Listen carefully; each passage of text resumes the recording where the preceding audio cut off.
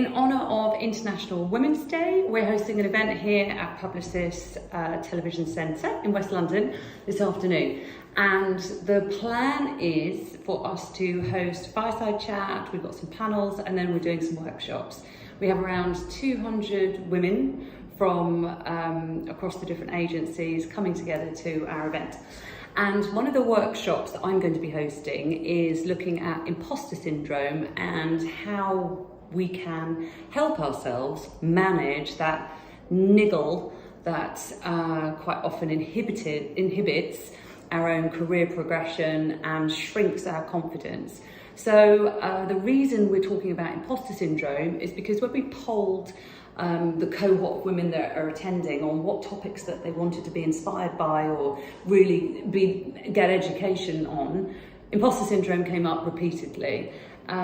We're well aware that actually it's not uncommon. I think however experienced you are, however senior you are, however many awards you've won, it's really common to still feel like an imposter quite frequently. Einstein very famously complained of feeling like someone was he was gonna be found out at any point. Maya Angelou, despite winning so many awards for her incredible books and being a best-selling author around the globe, she always felt like the next novel that she published would be the one that would expose her as having no credence. So it's a really common fear that does hold us back.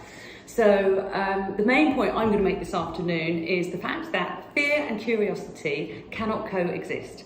So whenever you are in an environment that feels absolutely terrifying and paralyzes you with fear, if you can somehow conscientiously switch yourself into an inquisitive mindset, into one of curiosity, into a confidence that asserts questioning rather than sitting there fearfully worrying that you don't have the right to be there or to speak up. Because if you actually sit there and lean into the moment with an observational, inquiring mind, then you're actually going to become more engaged, become more relaxed, and probably find yourself contributing more beneficially and impactfully. So try to really observe yourself, and when you're in a fear state and when you're in a curious state, and think about before you go into these intimidating situations or interactions with people who perhaps make you shrink a little bit, and flip into a state of curiosity. What can I bring to this person? What can this person bring to me? And just be curious, then everything feels a little bit more fun.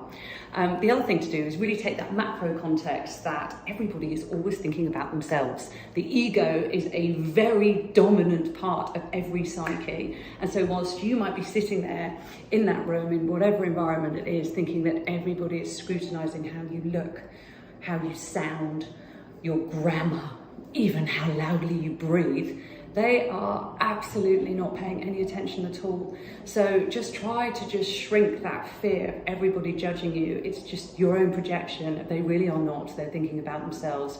Try and just relax around that.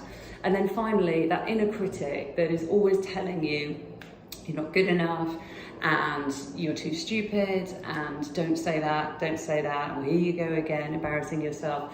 Just try to detach that voice from who you are and just personify that inner critic as someone different. I call mine Derek. And just sometimes I have to say, Derek, no, please, hush now. I'm busy, I've got to do something over here. But just try and identify that inner critic as a piece of noise in your head that doesn't have any role to play right now in the contribution that you have to make.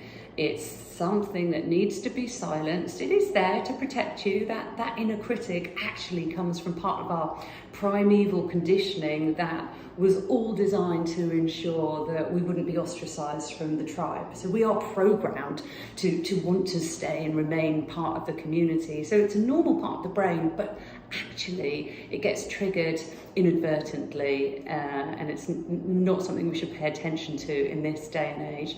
So try and give yours a name, listen to the types of language it uses and the things it says, look at it and say, no, you don't have any right to talk to me like that, and just silence it.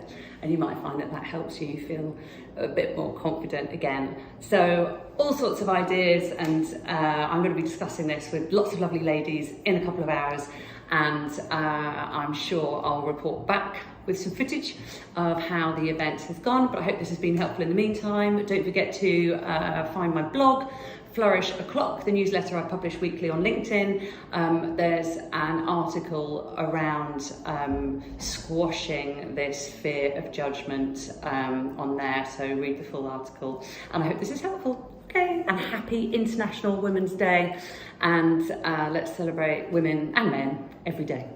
Okay, bye.